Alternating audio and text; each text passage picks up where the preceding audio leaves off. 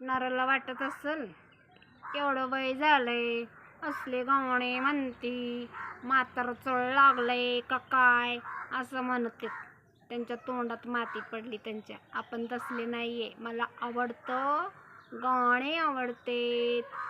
मी 4वी-5वीला असताना पण दार बंद करायचे आणि कॅसेट घालून, टेपमध्ये कॅसेट घालून दार बंद करून गणपतीच्या आरत्या हे ते लावून झोपायचे.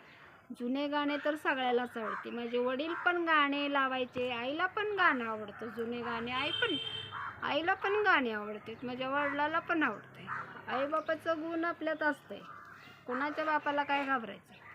गाणे आवडतंय तर आवडते. हे काय बघणारे, व्हिडिओ बघणारे लय काय काय कमेंट करतात. केलं तर केलं, आपल्याला काय फरक पडतंय बाबा. त्यांचे घाण संस्कार असतात ते कमेंट करतात. आपण नाही इंटरेस्ट, आपण लक्षच देत नाही.